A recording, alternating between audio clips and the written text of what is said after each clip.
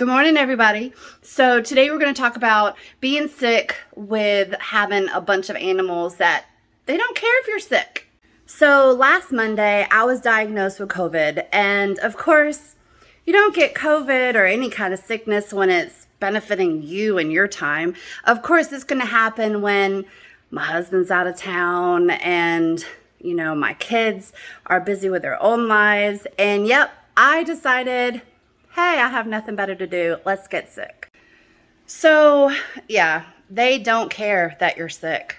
They still depend on us every single day to get what they need. Now, my snakes were fine. I fed them the day before I was diagnosed, and then I made double sure the day I got diagnosed because I was still feeling okay, just had a few symptoms.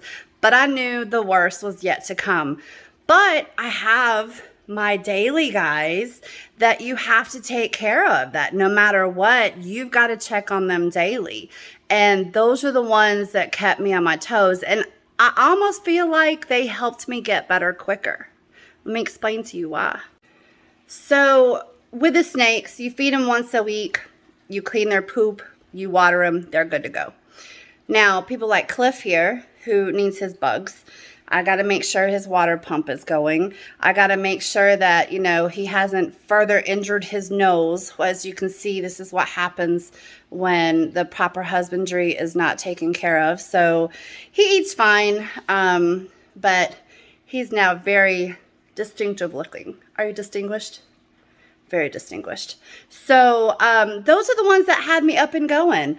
The ones that have to have Pangea every other day. The ones that have to make sure that I miss them every day if they're not on an automatic misser.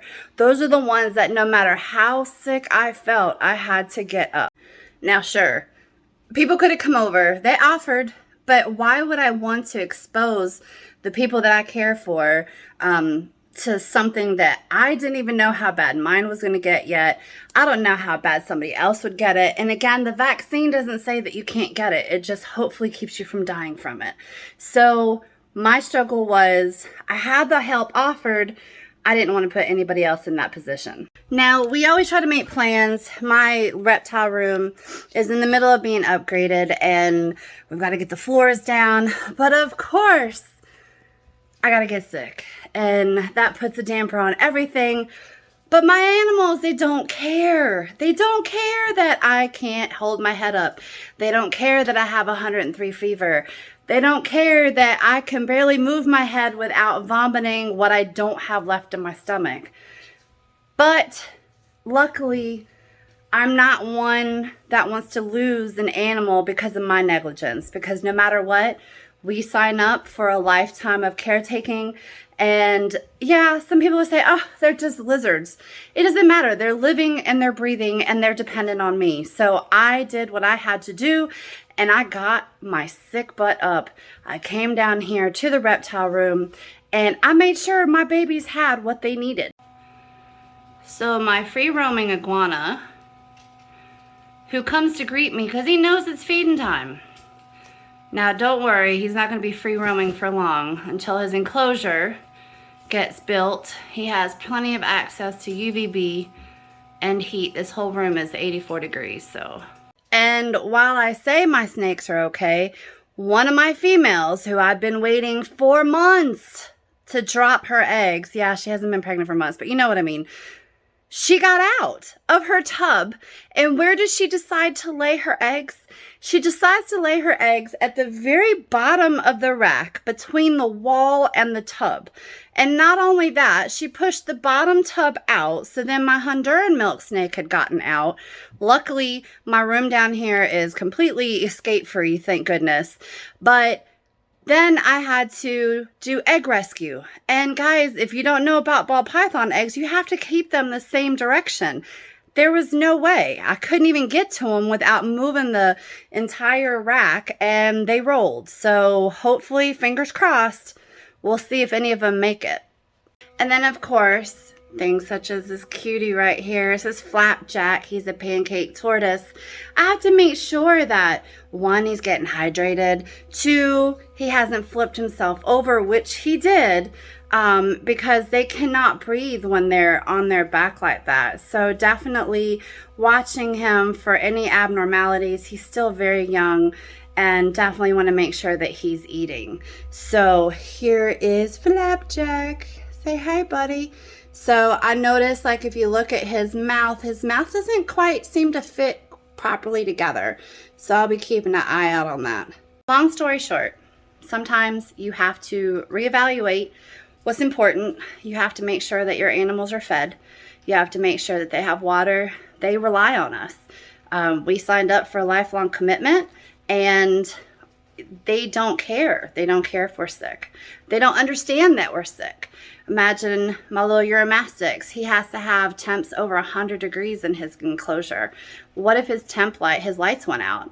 You know, these guys can get sick very quick, and it's hard to get them back. So just make sure you have a plan. I got sick at the most inopportune time, but ultimately my babies got taken care of. Everybody's healthy. Everybody's well. Only one got out, so I'm not even sure how she got out. She was in a rack system, but I'm on the other side of it now. I'm still fighting some of the symptoms, but all in all, think about that when you sign up. I have tortoises outside that I had to haul my sick self outside to go make sure that they had water and that they had food. Not something I wanted to do while I was dizzy and nauseous and not feeling good at all, feeling like I was going to pass out. Not to say also my husband does my rats, and with him being out of town, I'm doing the rats. It's a whole rat shack. I actually passed out at the rat shack. I'm not sure what I hit my head on, but woke up with my Great Danes laying beside me. So I'm glad I'm okay. Other people are less fortunate, but think about that when you go on vacation, when you get sick, when things come up that you don't expect. We don't plan to get sick. So have something in place, and make sure you either have a friend who's trained how to take care of your animals, a partner, your spouse, just so that these guys don't have to suffer as we're trying to get better. As always, like, share, follow, subscribe, do all that good stuff. I got some cute stuff over on TikTok, Scaly Addictions, and we're out on Instagram and Facebook. We're everywhere. So anyway, glad I got to do another video. Glad I'm here to be able to tell you about the video. COVID is no joke. Glad I got, I would say, a mild version of it, because, you know, some people end up in the hospital.